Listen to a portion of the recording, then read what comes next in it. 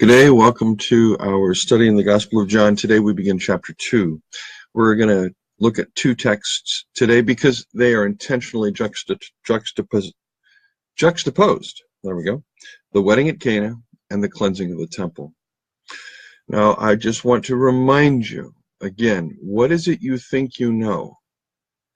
Because what we're going to get is something happening in chapter 2 that should produce in us, as the reader of this text, the same kinds of reactions that we're going to see Nicodemus having. In other words, by the time we get to chapter 3, we should not be able to make a lot of sense here. Things should be a bit confusing, and Jesus is going to explain why. So what I'm not trying to do is make things confusing. I'm trying to allow the author now to do what the author is doing and creating this whole new way of thinking, this new logos, okay, this new structuring principle of reality, this new epistemology, this new hermeneutic. Throw in Tony Bartlett's wonderful work, and it's a new semiotics as well. What you have now, you've learned in this hymn, in the prologue, that you have this structuring principle of reality that's divine, that's the Son of God, that's this unique individual who's being identified all over the place in chapter 1 with all these great figures in Second Temple Judaism. People are first identifying the Baptist with that figure, but the Baptist says, no, I'm just bearing witness to the light. And then we get Jesus' first followers. And then, as I pointed out, not only do we have a third creation narrative in the Bible. This is the Christian creation narrative, John 1. It's the Christian creation narrative. And it's a retelling of these first two creation stories in a very real way. As I pointed out before, Genesis 1 is eschatological. It's beginning to end, and it's a story that does not have perfection built into it. It's not Platonic. Everything is tov tov. It is not yet tov tov tov. But Genesis 2, which is the story that Paul, Genesis 2 and 3, which Paul is going to use to discuss the breakdown of the cosmos. That same narrative, Adam, Eve, Cain, Abel, and both are important. They're not separate. Paul may talk about Adam, Christ, but he also references Cain with direct relationship to Adam, particularly in Romans 7, which is first a reflection on the Adamic narrative and then on the Cain narrative, okay? The writer of this gospel also deals with Cain, and the reference to Cain functions as the heart of the letter in 1 John chiastically. Don't be like Cain, who was a murderer. In other words, everything is about this founding murder. Even in this text, but in this text, this founding murder is given very concrete expression in a unique individual known as the Son of the Father, Jesus of Nazareth, son of Joseph. And we now have these disciples gathering around him. Now, I mentioned that we have this week, perhaps. Some scholars certainly see a week here. We have the third day after the fourth day mentioned, so it's the seventh day. Some see this as the eighth day, depends on if you have a Sabbath in between. However you want to play this thing, it doesn't matter. What the author's doing is talking about these absolutely new beginnings. Everything begins here with this logos. Everything begins here. Not back in Genesis 1 and 2, okay? Everything begins here. And then we read Genesis 1 and 2 in light of this new logos, this logos NRK in the beginning. Then we can understand what's happening in Genesis 1 and 2, but not before. You don't go to Genesis 1 and 2 and add the prologue and the logos and Jesus of Nazareth to it. No, you interpret those texts, those early creation texts, through John 1. That's the Christian creation narrative, and it is a Christian creation narrative. And it's very important. And the creation narratives in Genesis are hugely important in 1,000 million ways. I'm not denigrating them, putting them down. The Gospel of John doesn't supersede them. It is a Christian hermeneutic approach to creation. And that's what this writer is doing. And that's why, again, as I pointed out, the tetelestai in John 19, it is finished, is the finishing of the creation in Christ, on the cross. The cross is the end of creation. It absolutely changes everything. And it's going to be the very place Jesus invites us to eat from in John 6. And now in this narrative, we're going to be invited to do what this author does so well. We're going to be making allusions. We're going to see things in this text, okay? And what this writer's trying, he's not asking you to do guesswork here. He's not asking you to go, oh, gee, let's see if I can find parallels anywhere. This is not what he's doing. He's going to tell this story of the wedding at Cana as the sign, the first sign Jesus does, and it's completely missed. It's hidden. You'll notice if you know the story already, you'll notice in verse 11, this the first of his signs Jesus did at Cana in Galilee and manifested his glory, and his disciples believed in him. Now, who are these disciples? They're the disciples from chapter 1, and they're going to include this other disciple as well as Peter and Andrew and Nathaniel. We also have Jesus' mother there. It is important, as scholars note, to observe that Jesus' mother is never named in this gospel. This is, in John 19, the woman given to the beloved disciple, the person behind this gospel. But she's never named. I think that's going to be an important clue down the road as we talk about the identity of this beloved disciple and why even his identity is shrouded. And I use that as a pun, because if I'm speaking of Eleazar, as you know, or Lazarus, for him to be shrouded is to be in death. And it's possible that we will discover a reason for him to have changed his name. And perhaps the same was done with regard to Jesus' mother Miriam. On the third day, there was a marriage at Cana in Galilee. And this archaeologists think they've identified this as Kirbet Cana, up about 9 miles north of Nazareth. It's obvious from the text that Mary's known to the steward of the feast, because she can tell him, do whatever he says with regard to Jesus, and the steward's going to do it. The story, it has a number of interesting pieces to it that we won't go into too much. There's the whole thing about the dialogue between Mary and Jesus, when she says to him, they have no wine. They've run out of wine. We're at a marriage feast. They've run out of wine. And he says to her, "O woman, what have you to do with me?"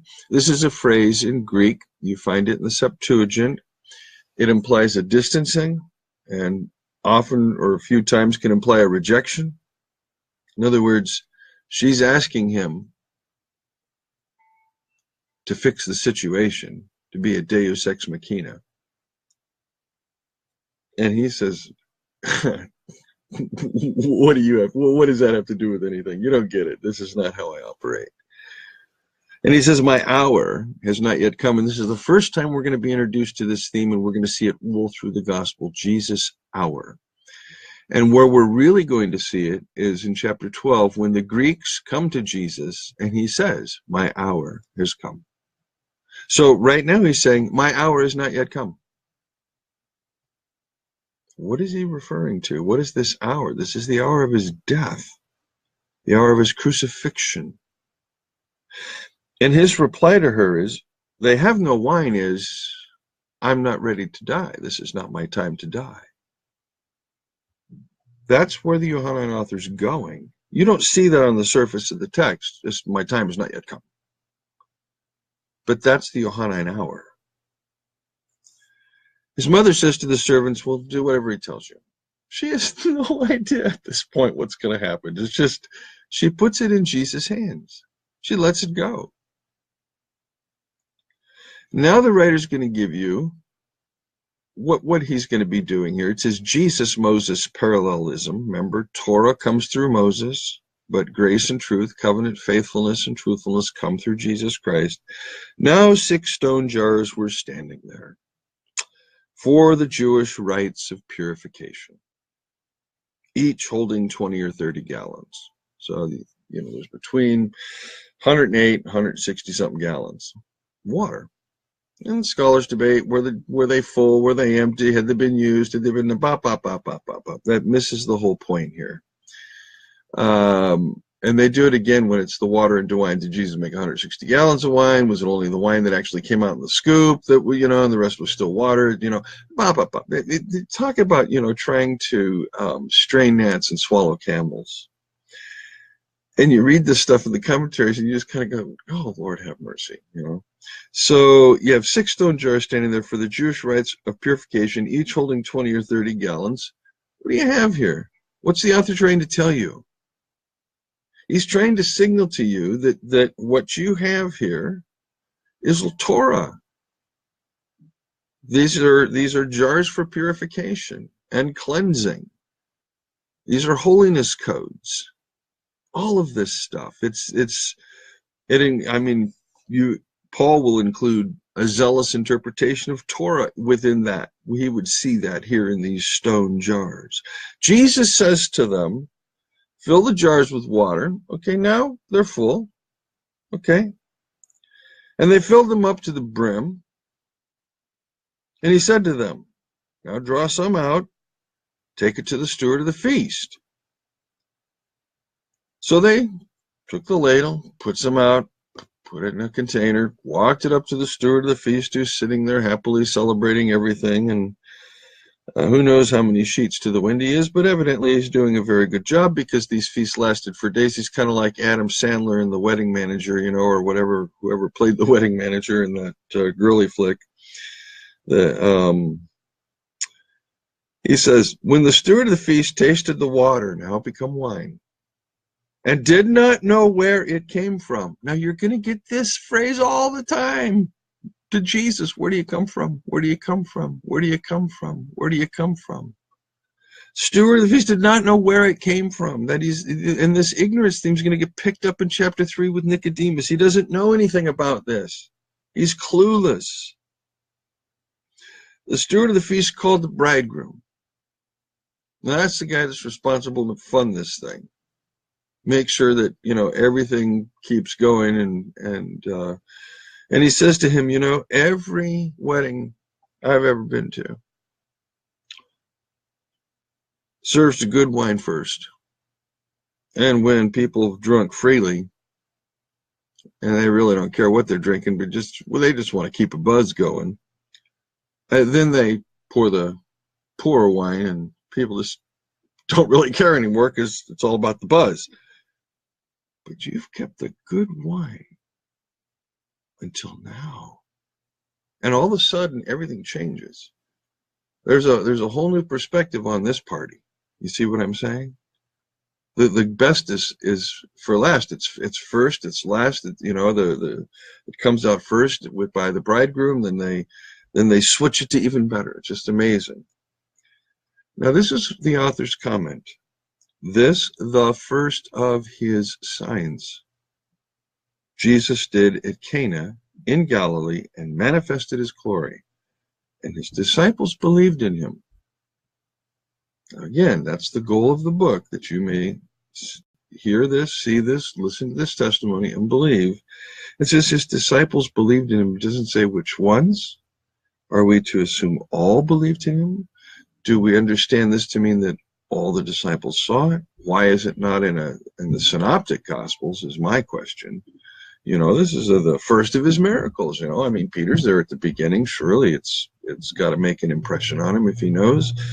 So I'm not so certain about when it says his disciples, it refers to them all. One does tend to think that this miracle was perhaps, not miracle, wrong term, this sign was done undercover, and perhaps only a few saw.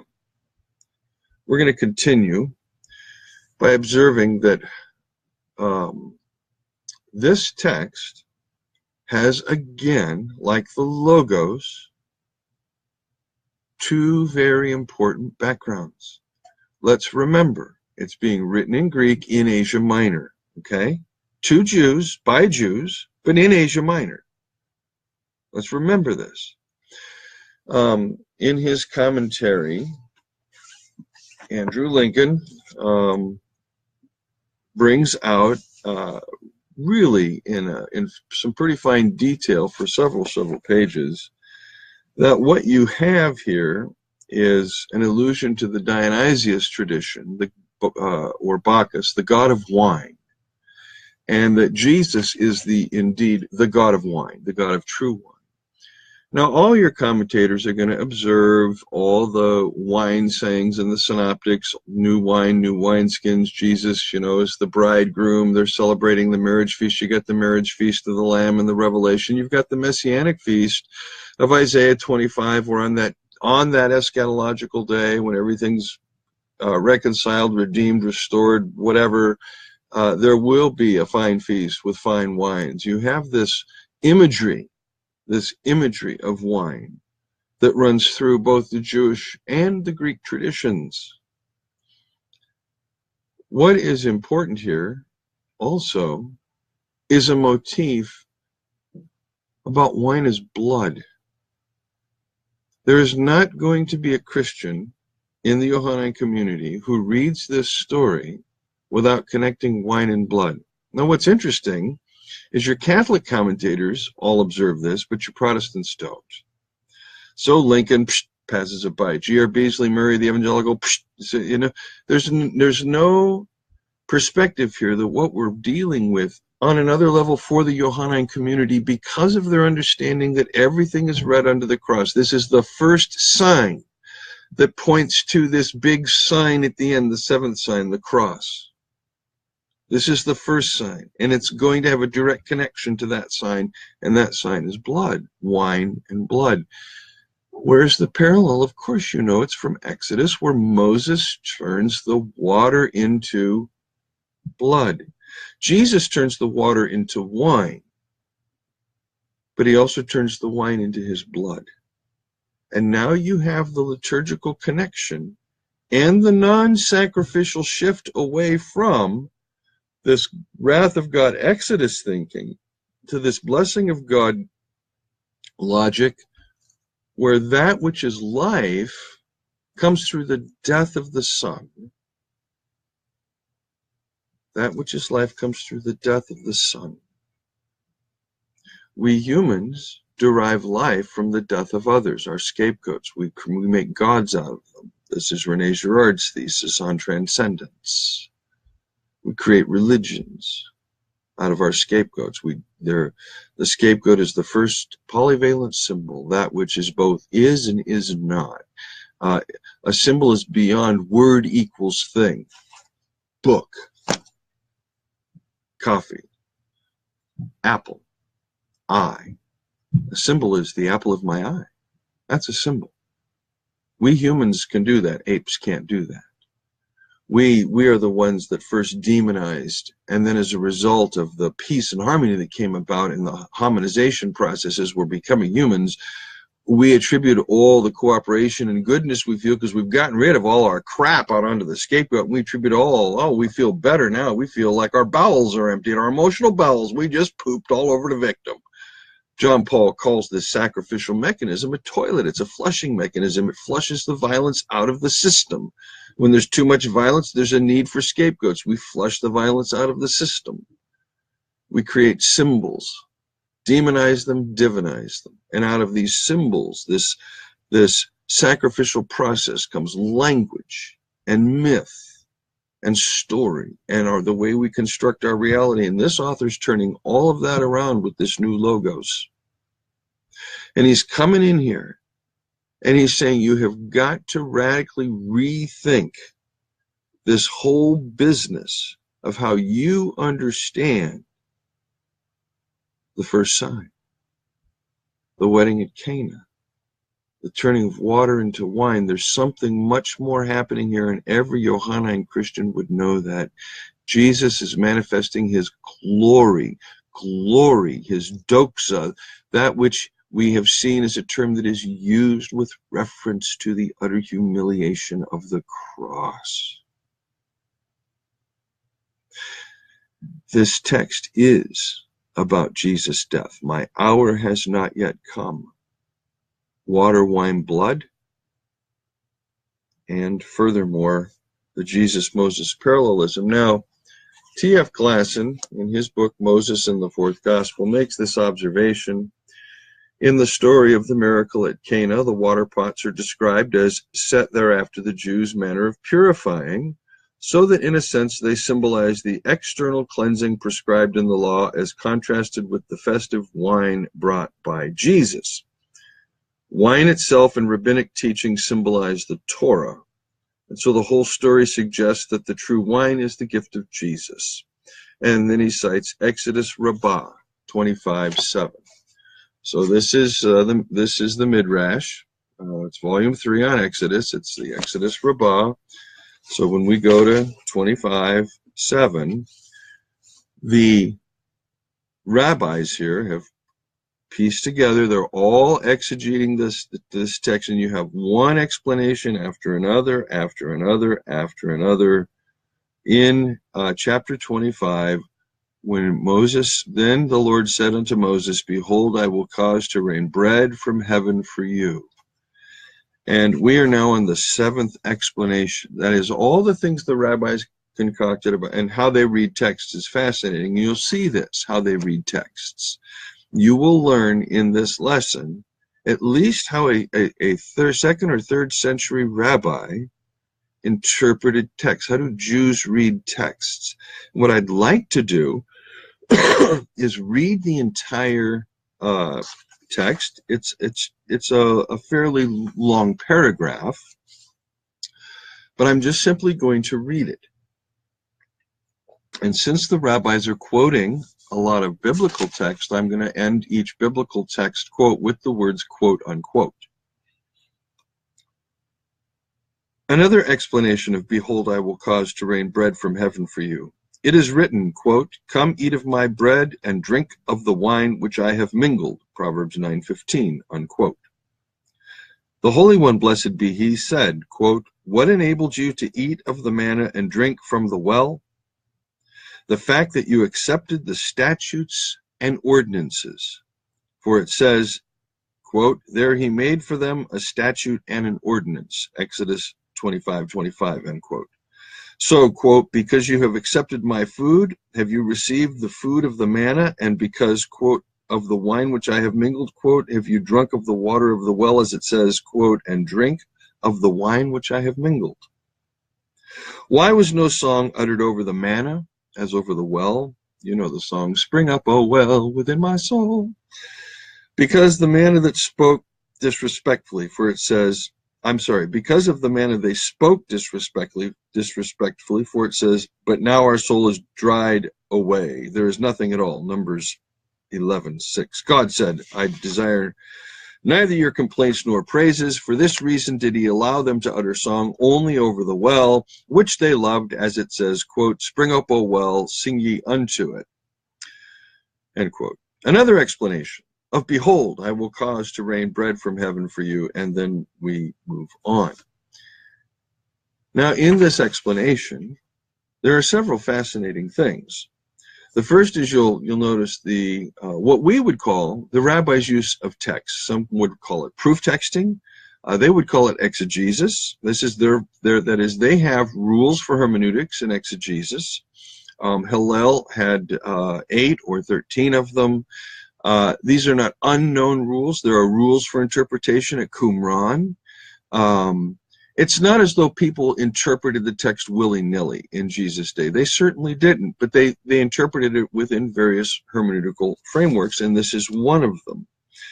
Now, what's important here is that we are, drinking with the notion of the manna in the wilderness, the bread. We're dealing with the well.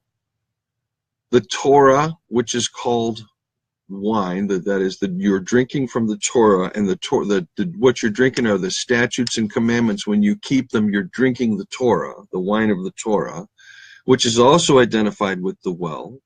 Moses strikes the rock, and out come water and blood.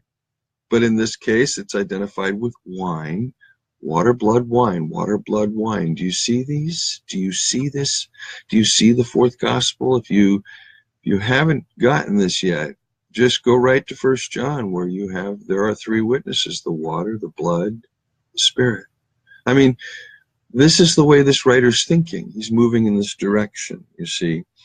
And so Glasson's insight, I think, is important. You'll also recall that in this gospel, in addition to being branches on the vine from which the wine is made, and the vines have branches that bear fruit, in addition to that, we are the ones who are going to be crushed. Just as you crush grapes to make wine, Christians are crushed. Jesus is crushed to make wine. Christians are crushed. In this world you will have persecution, but be of good cheer. I've overcome the world, John 16:33. The writer's trying to move you this way. You don't know all of this stuff yet, but he's moving you to think in these thematic, broad-based Jewish ways of making connections, and they all come back to the temple. These are all temple themes, all of these themes. Remember, over the Holy of Holies is this enormously constructed vine of gold, and I mean, it's lavish, it's beautiful, it's well known, it's huge, it's huge. It's a vine right there. And then, of course, you have the lectionary texts. When we'll come to one of these sets of lectionary texts when we come to John 7:37 and the Feast of the Tabernacles, and the use of these well texts, these water texts at that point. So the writer has this rich background that he's just with simple ways and an interconnected theological model, he's making allusions everywhere. And so as these jars represent holiness codes and a certain particular interpretation of Torah, so too this water becomes not wrath, blood, blessing, but wine, which becomes blood, which becomes blessing. There is this intermingling of all these themes as we move through this gospel, but Lincoln is correct to observe that we're also dealing here with the Greco-Roman Dionysius myth, and that the abundance theme at the end would absolutely signal that Jesus is God, the God of wine. And I think for any Greek reader, that's going to be very important, because it establishes that Jesus is a beneficent God, an abundant God, a giving God. And that's what that establishes in the text. Now, we run into a major conundrum here. It's 28 minutes. I don't think I'm going to be able to get through this by 45 minutes, and that's as long as I really wanted to make any of these. In fact, I wanted to make them 30 minutes, so maybe I should stop here, because the next story is the cleansing of the so-called cleansing of the temple. I never liked that term, because Jesus is not cleansing anything. It should be described as Jesus' prophetic act of shutting down the temple.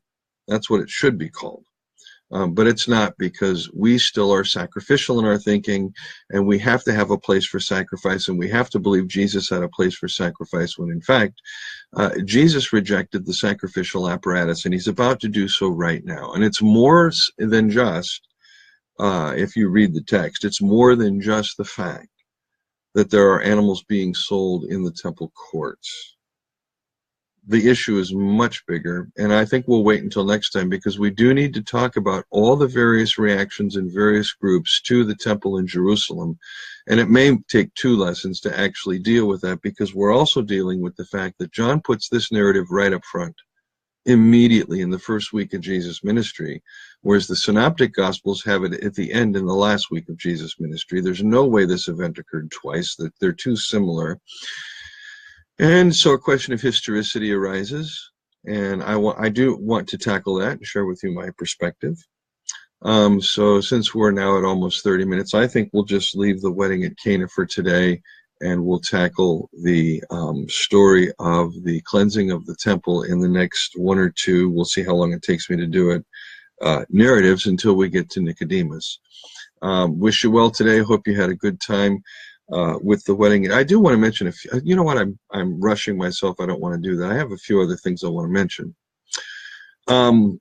I don't know if you're familiar with the term chiasmus or chiasmus, Chiamus. It's a literary technique. It's an oral technique used all over the Bible, used in Jewish oral tradition, used in Greek writing.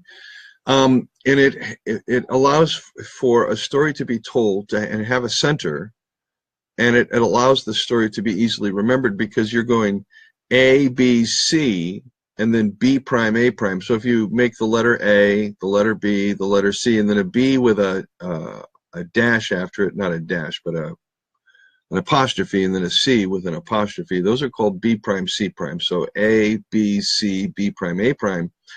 And the A's will have themes in common or words in common, and the B's will have themes or words in common, and the C is what you're working toward and then what you're working back away from. And so let me give you an example of a simple A-B-B-A chiasmus. Don't cast your pearls before swine, or throw your jewels before dogs, lest they turn and rend you and trample them under their feet. Now, the A, that is, don't throw your pearls before swine, lest they trample them under your feet, belong together, and or cast your jewels before dogs, lest they turn and rend you.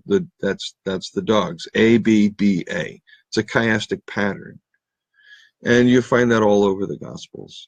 Kenneth Bailey, some of you know, is a writer who has recognized this particular pattern in Jesus' parables, and I think is able to make a fairly reasonably excellent argument that Jesus' parables are structured this way. He also sees it in the larger structure of the Gospel of Luke. A pioneer in this field was the Swedish Covenanter Nils Lund, who back in the 1940s wrote his book Chiasmus in the New Testament. Joachim Jeremias recognizes this particular form in his work, and others do as well. Ellen Culpepper has shown the chiastic structure of the prologue of the Gospel of John.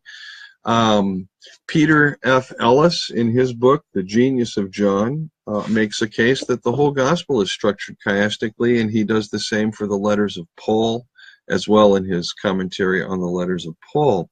So chiasmus it's a recognized form, okay? Now, if indeed Ellis contends that the Cana narrative has a chiastic structure to a narrative at the end where you have a Mary in the garden, another Mary, and you have, and I need let me get my Bible ready for this because it's tough to find a small book in the Old Testament when you're looking for it, like Song of Solomon. I just keep zinging right by. I am looking for Song of Solomon. Ellis points out that you have a number of major terms used here. Woman in John 4 and in John 20, woman, what do you seek? You have, as he puts it, let me just grab that again and try to hold my place here in this other text.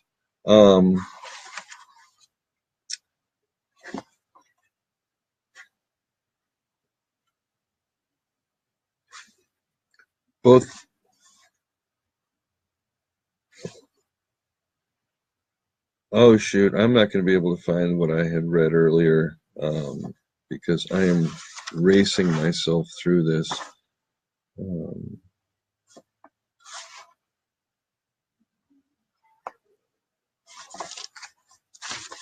Oh, here it is.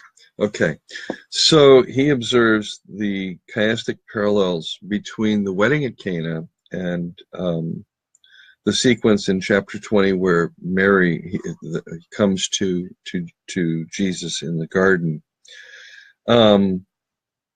He says there's the intriguing possibility that John has utilized in chapter 21 through 18 the nuptial language of the Canticle of Canticles in order to create a broad parallel with the nuptial situation of chapter 2. Now, I'd like to read for you this text from Song of Solomon. because I think it is indeed possible that it's not that the writer's creating a fictitious encounter, but he's using this language to create this encounter to help us, again, make the connections back to Cana. So here's Canticle of Canticles. And I want you to think about Mary in the garden. She's looking for Jesus. She can't find him. Upon my bed by night, I sought him whom my soul loves. I sought him, but found him not. I called him, but he gave no answer. I will rise now and go about the city, in the streets, and in the squares. I will seek him whom my soul loves. I sought him, but found him not. The watchmen found me as they went about in the city. Have you seen him whom my soul loves? Now, goes on, scarcely had I passed them when I found him whom my soul loves. I held him and would not let him go until I brought him into my mother's house and the chamber of her that conceived me, yada, yada, yada. Now, very similar themes to the story here in chapter 20. These are nuptial themes. Song of Solomon is a song about the love and sex, the wedding bed, marriage, the tenderness of life, the couples share together, the pleasures of life.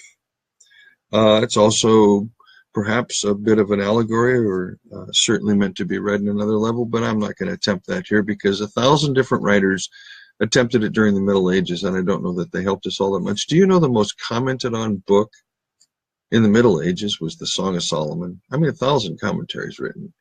Everybody and their brother in those monasteries comment on the Song of Solomon. It's like their Harlequin lover novel, you know. Sorry, I did not just go there. Okay, back to John chapter 2. So I want you to keep in mind the possibility that we have the Mary story at the end as an echo of this particular Cana story, the retelling of it, where Jesus has to say to Mary, now you have to let go of me. You have to let go of me. And who's being let go? Well, when we get there, we're going to find something absolutely fascinating about what this writer's trying to do in connecting the historical Jesus and the living Lord together for us as the counselor who is with us, the Paraclete. But we're nowhere near there yet. So I found a